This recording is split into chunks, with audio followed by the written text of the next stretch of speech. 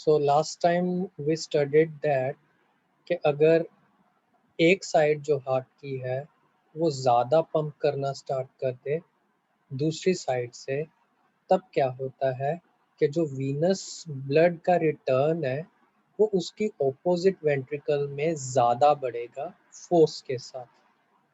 ठीक है, बट बाद में ये क्या है, जब वो फोर्स ज़्यादा बढ़ेगी ये इक्वल अमाउंट में हो जाएगा। वो इस वजह से होता है ताकि जो हमारा ब्लड का बैकअप है, ठीक है, वो बना रहे सर्कुलेशन के अंदर।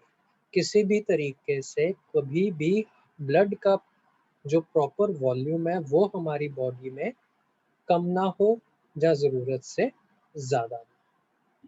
ओके, इसको कहते हैं कार्डियक आउटपुट। जो बनता कैसे है, cardiac output is equal to heart rate into stroke volume. Okay, तो जब हम कार्डियक आउटपुट की बात करते हैं तो इसमें सबसे पहली चीज़ जो आती है वो क्या है कि किसी भी स्केलेटल मसल में जब स्क्वीजिंग एक्शन चलता है एक्सरसाइज की वजह से, तब क्या होता है कि जो वीनस रिटर्न है, जो ब्लड का वीनस ब्लड का रिटर्न है वो स्पीड अप हो जाता है। वो एक नॉर्मल स्पीड से ज़्यादा में चला जाता है। ठीक है, कई बार ब्लड लॉस जो होता है, ठीक है, या रैपिड हार्ट रेट जो है वो क्या कर देती है, स्ट्रोक वॉल्यूम को डिक्रीज कर देती है, जिसकी वजह से क्या होता है कि जो हमारा वीनस रिटर्न था जितना होना चाहिए था उतना ना रह के कम हो जाता है। ठीक है, सो जब भी एक्सरसाइज कर रहे हो या जब भी कोई ज़्यादा जोर का काम कर रहे हो तो हमें उसको एक हिसाब से करना चाहिए ताकि हमारे हार्ट पे ज़्यादा इफेक्ट ना पड़े।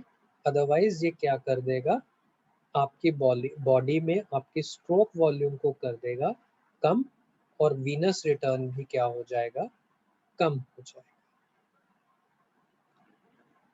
सो कौन से फैक्टर्स हैं जो बेसिक हार्ट रेट को मॉडिफाई करते हैं?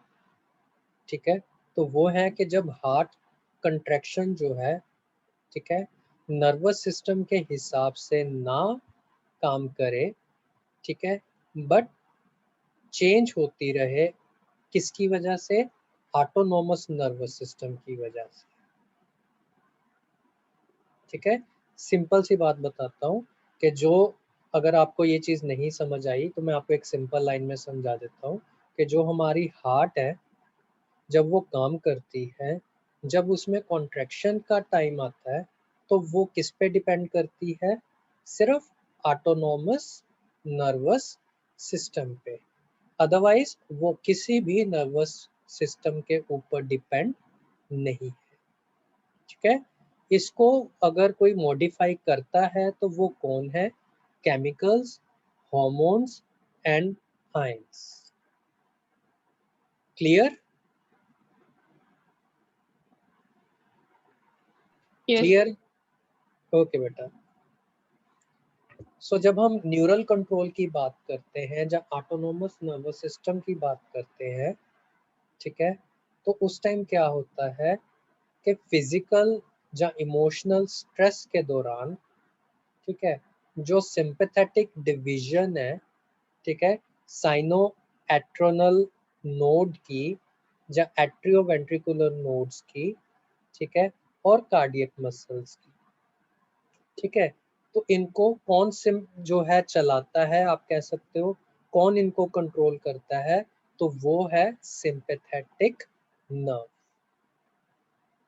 किन टाइम्स पे, जब आप बहुत ज़्यादा फिजिकली स्ट्रेस्ड हो, मतलब आप एक्सरसाइज करके आए हो, जब आप थके हुए हो, जब बुखार चढ़ा हुआ है, जब वैसे ही किसी चीज़ की वजह से आप थके हुए हो, उस टाइम पे, ठीक है, जो सिंपैथेटिक नर्व्स की डिविजन्स हैं वो आपकी एसए नोड और एवी नोड और कार्डियक मसल्स, इनको कंट्रोल करते हैं।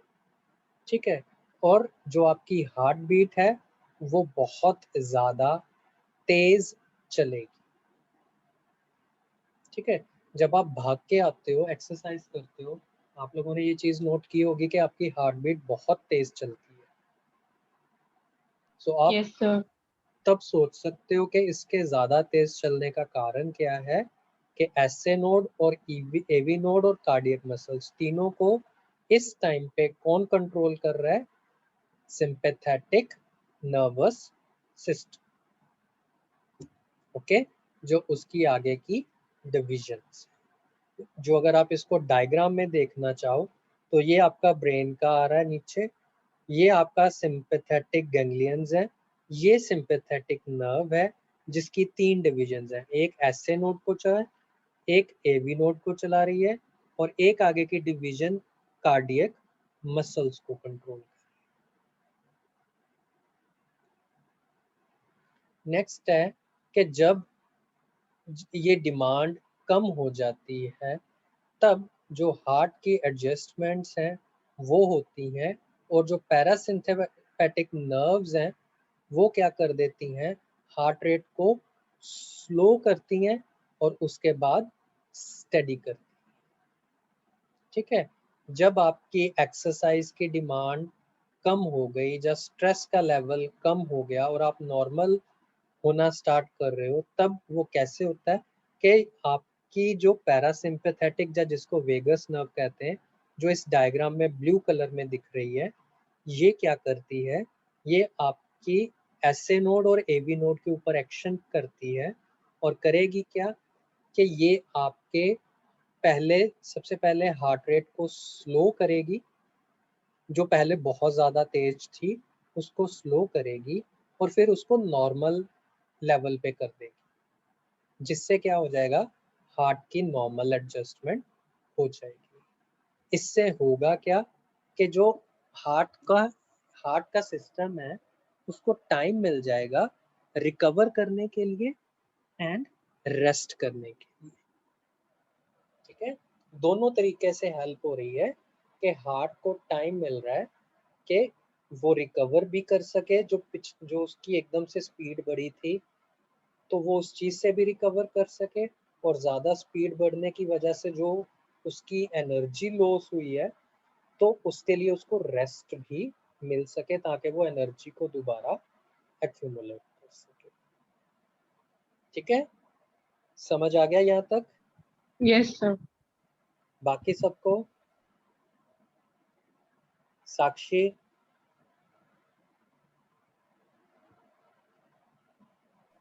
Yes sir. Jasleen, Geetanjali and Lochan? Yes sir. समझ आ गया ना सारा? Yes sir. ओके, अब है कि जो हमारा ऑटोनोमिक नर्वस सिस्टम का कंट्रोल है उसी का कंटिन्यू आगे का पार्ट है, मगर किनमें? उन पेशेंट्स में जिनको कंजेस्टिव हार्ट फेलियर की प्रॉब्लम है। ठीक है, या जिनको कोई भी और हार्ट डिजीज है जिसमें कि जो हार्ट है उसका जो पंप है वो वीकली काम कर रहा है, मतलब कि वो बहुत ज़्यादा वीक हो चुका हुआ है, जिसकी वजह से क्या है, जो हार्ट की पंपिंग की रेट है वो इनडिफरेंट है। ये एक नॉर्मल हार्ट है जिसमें आप देख सकते हो एक फुल प्रॉपर स्ट्रक्चर है, ब्लड की जो सर्कुलेशन है वो भी नॉर्मल है, and on the other side this right side is the heart having congestive failure. तो आप इसकी शेप में भी चेंज देख सकते हो, इसके हार्ट मसल्स में भी चेंज देख सकते हो, एंड सर्कुलेशन बिल्कुल नाम मात्र। ओके, सो इस कंडीशन में क्या है, कुछ स्पेसिफिक मेडिकेशंस जो है, ठीक है, उनको प्रोवाइड किया जाता है ताकि क्या किया जा सके, हार्ट की जो कॉन्ट्रैक्टाइल फोर्स है उसको एनहांस किया जा सके। कॉन्ट्रैक्टाइल मतलब कि जो वो कॉन्ट्रैक्ट करता है, कंट्रैक्शन करता है ब्लड को पंप करने के लिए, उस फोर्स को बढ़ाया जा सके ताकि स्ट्रोक वॉल्यूम जो है हार्ट की वो भी इम्प्रूव हो सके और कार्डियक आउटपुट भी इम्प्रूव हो सके। Okay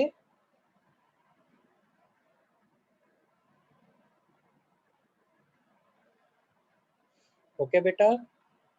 yes sir. Okay so ये दो डायग्राम्स हैं। एक है जिसमें एक नॉर्मल हार्ट है, जिसमें ऑक्सीजन या ऑक्सीजनेटेड ब्लड जो है वो आप नॉर्मली देख सकते हो। ये वाइट एरो शो कर रहा है कि ये ऑक्सीजनेटेड ब्लड जो है हमारी पूरी बॉडी के लिए सर्कुलेट हो रहा है, लेफ्ट वेंट्रिकल से राइट, लेफ्ट एट्रियम की तरफ, सॉरी। मगर इसमें क्या है, अगर आप देखो तो हार्ट फेलियर में जो ब्लड का वॉल्यूम है वो बहुत कम हो चुका हुआ है। और उसका कारण क्या है कि जो आपकी लेफ्ट वेंट्रिकल है उसकी आप शेप देख सकते हो, नॉर्मल से कितनी चेंज हो चुकी है, और इसको हम कहते हैं डायलेटेड वेंट्रिकल। और उसी डायलेशन की वजह से क्या हो रहा है कि ये जो ब्लड, ऑक्सीजनेटेड ब्लड है, उसको प्रॉपर वे से पंप नहीं कर पा रहा, पूरी वॉल्यूम में पंप नहीं कर पा रहा। ओके, कई हार्मोन्स और आयंस होते हैं, ठीक है, जिनका अगर हम यूज करें तो वो हार्ट की एक्टिविटी के ऊपर बहुत ही ड्रामेटिक चेंजेस लेके आ सकते हैं। ठीक है, सो इन ड्रामेटिक चेंजेस की अगर हम बात करें तो जो अपाइन फ्राइन है, ठीक है, माधवी आपने एक क्वेश्चन पुट किया था बेटा मुझसे एक दिन, थोड़े दिन पहले, कि जब कोई पर्सन जिसको हार्ट प्रॉब्लम है या जो ऑलमोस्ट डेड होने वाला है तो उसके डायरेक्ट हार्ट पे इंजेक्शन लगाया जाता है। Yes sir. तो बेटा वो जो इंजेक्शन होता है वो हार्मोन्स का इंजेक्शन होता है। बेसिकली वो हार्मोन्स जो हमारा एड्रेनलिन इंक्रीज करते हैं, ठीक है, जैसे कि अपाइनफ्रिन हो गया, ठीक है, जहाँ कोई भी एड्रेनलिन इंक्रीज करने वाला हार्मोन, वो इंजेक्शन लगाया जाता है हार्ट के अंदर, सो दैट कि अगर हार्ट रुका भी है तो उस इंजेक्शन के बाद वो दोबारा से हार्ट बीट स्टार्ट हो जाए। रीजन क्या होता है कि जैसे अब अपाइनफ्रिन है, वो क्या करता है, एक सिंपैथेटिक नर्व को मिमिक करता है। वो किसका रोल प्ले करता है? सिंपैथेटिक नर्व का रोल प्ले करता है, जिसकी वजह से वो करेगा क्या, हार्ट रेट को एकदम से इंक्रीज करेगा। ओके, सो अगर बंदे की हार्ट ने फंक्शन करना बंद कर भी दिया हुआ तो जैसे ही ये इंजेक्शन अंदर जाएगा तो अल्टीमेटली आप कह सकते हो आर्टिफिशियली हम दोबारा हार्ट को वर्क करने के लिए यूज कर रहे हैं इस इंजेक्शन। थायरॉक्सिन भी एक हार्मोन है जो फिर से क्या कर रहा है, हार्ट रेट को इंक्रीज करता है। इलेक्ट्रोलाइट इम्बैलेंस, इसमें क्या होता है कि अगर आपके बॉडी में इलेक्ट्रोलाइट्स का बैलेंस जो है वो गड़बड़ा गया तो वो तो बहुत ज़्यादा लंबी कॉन्ट्रैक्शन करेगा हार्ट में, या फिर एरिदमिया। एरिदमिया का मतलब है कि जब जो आपकी हार्ट की रिदम है वो नॉर्मल ना हो के कभी एकदम से तेज तो कभी एकदम से स्लो, जिसकी वजह से होगा क्या कि जो कार्डियक आउटपुट है वो डिक्रीज कर जाएगा। Okay, yes sir. Now comes the physical factors. तो जब हम फिजिकल फैक्टर्स की बात करते हैं तो जो रेस्टिंग हार्ट रेट है, मतलब जब आप रेस्टिंग कंडीशन में होते हो तब ये ज़्यादा तेज होती है फीटस के अंदर। मगर जब से जैसे जैसे जैसे ये बड़ा होता जाएगा, फीटस एडल्ट्स में कन्वर्ट होना शुरू करेगा, तो ये जो रेट होगी रेस्टिंग हार्ट रेट वो कम होनी शुरू हो जाए। ओके, फीमेल्स में जो हार्ट रेट है वो हमेशा ज़्यादा होती है एज कंपेयर टू मेल्स। ठीक है, जो अगर आपकी बॉडी का टेम्परेचर इंक्रीज हो जाए जैसे कि फीवर के केस में, ठीक है, तो उस टाइम जो आपकी हार्ट रेट है वो बढ़ जाती है ठीक है। और जब आपका बॉडी टेम्परेचर कम हो जाए तो आपकी हार्ट रेट भी कम हो जाए। Okay. Yes, sir. Last of it is blood vessel. Actually it is not the last topic, हमें अभी इसका और भी पार्ट करने होंगे। ओके। सो ब्लड वेसल्स जो होती हैं, ठीक है, आप कह सकते हो जैसे बाहर हमारा रोड का प्रॉपर नेटवर्क होता है जिसपे हम गाड़ियां स्कूटर्स चलाते हैं। सो इन द सेम सेंस जो हमारी ब्लड वेसल्स हैं वो हमारे ब्लड का ट्रांसपोर्ट सिस्टम जिसको कहा जाता है वेस्कुलर सिस्टम। अगर हम इसको प्रॉपर वे से डिफरेंशिएट करें तो ऑक्सीजनेटेड ब्लड, ठीक है, तो उसमें आता है आयोटा जो सबसे बड़ा होता है, फिर आती हैं आर्टरीज, फिर आती हैं आर्टेरियोल्स, और फिर सबसे छोटा नेटवर्क आता है कैपिलरीज।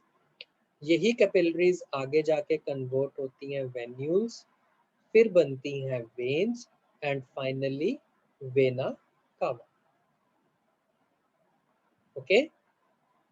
अगर हम वेलोसिटी की बात करें ब्लड की तो सबसे ज़्यादा वेलोसिटी किस में होती है? आयोटा में, जो कि धीरे धीरे आर्टीरियोल्स में कम होके कैपिलरीज में कम होती है।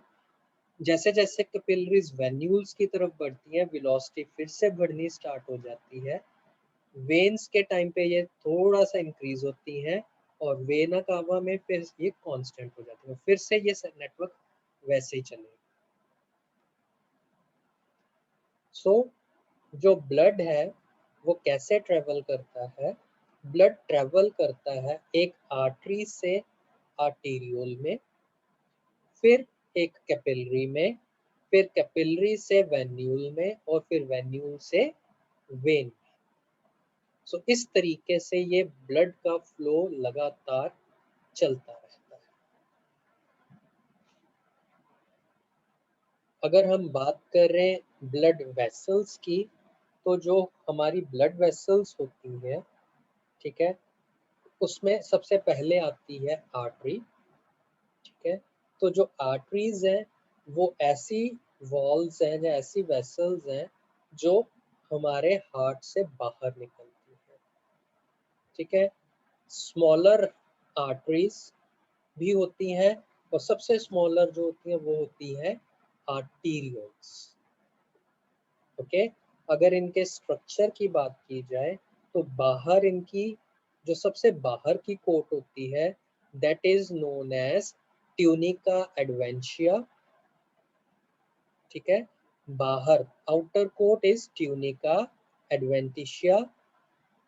उसके बाद आती है एक मस्कुलर कोट, ठीक है, जिसको कहा जाता है ट्यूनिका मीडिया। ठीक है। आर्टरीज में ये काफी थिक होती है मगर वेन्स में ये थिन होती है। यही कारण होता है कि जो ब्लड लिया जाता है टेस्ट के लिए वो वेन्स में से लिया जाता है क्योंकि जो थिकनेस है वो कम होती है वेन्स में। फिर आती है elastic and white fibrous tissue की लेयर, और फिर फाइनली लास्ट आती है लाइनिंग जिसको कहा जाता है ट्यूनिका इंटिमा, जो कि किससे बनती है? एंडोथीलियम से बनती है। ओके। जो आर्टरीज होती हैं, ठीक है, ये क्या करती हैं? ब्लड प्रेशर को चेंज करती हैं। ठीक है। वॉल्स इनकी बहुत थिक होती हैं। जो मिडल सेक्शन है वो सबसे ज़्यादा थिक होता है, और जो आर्टरीज होती हैं काफ़ी स्ट्रोंग होती हैं और ये ज़्यादा स्ट्रेचेबल। ठीक है। उसके बाद आता है second part that is capillaries. Capillaries जो होती हैं वो होती हैं बिल्कुल छोटी छोटी माइन्यूट ब्लड वेसल्स। ओके। ये जो माइन्यूट ब्लड वेसल्स होती हैं ये वो होती हैं जो किसी भी आर्टरी और वेन यानी आर्टेरियोल्स और वेन्यूल्स को सेंटर में से जोड़ती है। और इस जगह को कहा जाता है capillary bed. Okay, next is veins. So जो वेन्स होती हैं, ठीक है, उसमें क्या होता है कि जो इनका मेन पार्ट है दैट इज वेन्यूल, जो आगे चल के लार्जर वेन्स में कन्वर्ट होता है, फिर ग्रेटर वेन्स में, जिसको वेना कावा कहा जाता है, जहां से क्या होता है कि जो हार्ट है उसमें ब्लड वापस से फ्लो इन होता है। ठीक है,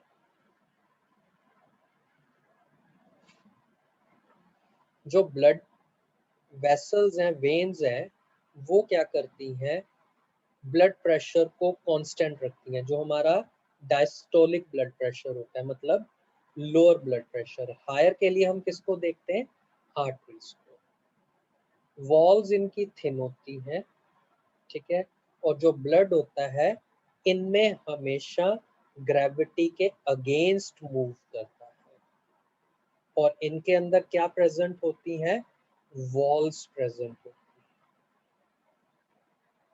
ठीक है, इतना समझ आ गया सबको? Yes, sir. Okay, any question? No, sir. Okay,